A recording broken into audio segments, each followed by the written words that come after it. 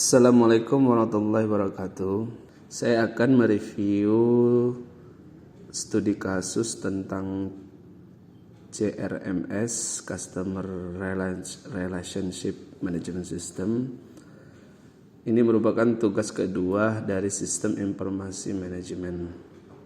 Review penelitian ini mengenai sistem informasi manajemen hubungan pelanggan berbasis web pada PT Arya Mediator dan Travel. Alamat websitenya aryamediator.com. Studi kasus ini ditulis oleh Ahmad Azizul Hakim, Singgi Pratama, dan Francisca Frihatini. Latar belakang studi kasus ini, yang pertama itu sulitnya mempromosikan paket tur kepada pelanggan. Yang kedua, untuk memberi informasi tentang paket tur yang dapat disesuaikan, perusahaan kesulitan bagaimana cara untuk menginformasikan kepada pelanggan bahwa paket tur bisa disesuaikan dengan keinginan pelanggan. Yang ketiga, perusahaan mengeluarkan biaya rutin setiap perubahan harga paket tur dikarenakan sistem promosi masih menggunakan brosur dan telepon. Yang keempat, perusahaan kesulitan mengetahui keluhan, kritik, dan saran dari pelanggan yang mengakibatkan perusahaan sulit dalam melakukan kebijakan tentang pelayanan. Yang kelima, promosi yang diterapkan di perusahaan masih berbentuk brosur dan telepon. Diperlukan biaya untuk pembuatan brosur dan memerlukan waktu yang cukup lama untuk melakukan proses promosi, dikarenakan harus mencetak brosur dan memerlukan waktu untuk menelepon satu persatu pelanggan, dikarenakan harus melihat data histori transaksi terlebih dahulu. Yang terakhir, pelanggan merasa terbebani untuk datang langsung ke perusahaan untuk mendapatkan informasi secara detail mengenai paket tur. Dalam penelitian ini menggunakan CRMS yang berbasis website, di mana peneliti membangun website yang berbasis CRMS. Dalam website tersebut dibedakan level untuk penggunanya. Di sini dibuatnya ada 3. Yang pertama itu direktur, yang kedua pelanggan, dan yang ketiga tiket. Hak akses pengguna untuk direktur itu berisi bisa mengelola kritik dan saran, laporan pelanggan terbaik, jenis paket tur terbaik, dan data pengguna pelanggan. Dan untuk jenis pengguna pelanggan itu bisa menu-menu yang bisa digunakan diantaranya adalah bisa memesan paket tur, bisa melihat cat wisata favorit, bisa digunakan untuk melakukan pembayaran, dan bisa juga secara langsung memberikan kritik dan saran terhadap perusahaan.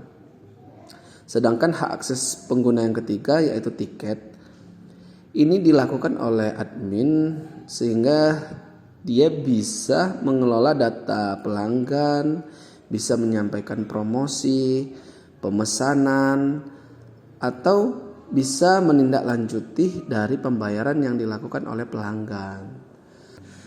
Untuk rancangan sistem dibuat menggunakan data flow diagram, entity relationship diagram, dan tampilan antarmuka aplikasi.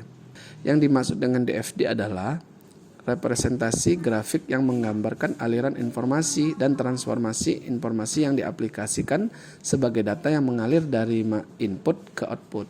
Sedangkan ERD adalah pemodelan awal yang dikembangkan berdasarkan teori himpunan dalam bidang matematika untuk pemodelan basis data secara relasional. Dari studi kasus ini bisa diambil kesimpulan setelah dilakukan pengembangan aplikasinya udah diuji coba. Nah, dari aplikasi tersebut ternyata bisa mengatasi masalah-masalah yang dihadapi oleh perusahaan PT Arya Mediator ini. Yang pertama, fungsinya adalah promosi menjadi lebih mudah, bisa dilakukan secara efektif dan efisien. Karena pelanggan bisa langsung mengakses dan pihak manajemen bisa melihat atau mengumpulkan kritik dan saran oleh pelanggan. Yang kedua, penanganan kritik dan saran bisa ditindaklanjuti secara langsung sesuai dengan hak akses pengguna tadi. Pihak manajemen, misalnya direktur tadi, dia bisa melihat, oh ini ada kritik, ini ada saran, dan itu bisa ditindaklanjuti secara langsung tanpa ada penghubung, dan informasinya juga benar dari pelanggan. Keempat, pelanggan lebih mudah berinteraksi dengan pihak manajemen karena disediakan pada menu websitenya ini, pelanggan bisa menyampaikan kritik dan saran, pelanggan bisa mengetahui informasi secara mudah, dan juga pelanggan bisa menghubungi kontak-kontak yang ada di website itu. Nah, yang terakhir, informasi paket tur wisata bisa tersebar secara luas karena ini berbasis website, semua orang bisa menggunakannya, bisa membuka dan bisa menyebarkan informasi kepada yang lainnya.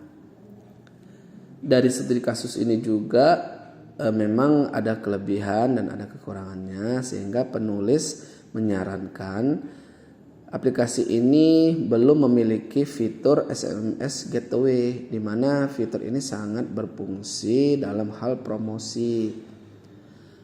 Dan juga saran yang diberikan oleh penulis adalah aplikasi ini belum tersedia secara mobile, baik itu di Android maupun iOS. Semoga kedepannya penelitian ini bisa dilanjutkan sesuai dengan saran dari penulis. Mungkin itu saja review tentang CRMS ini. Terima kasih.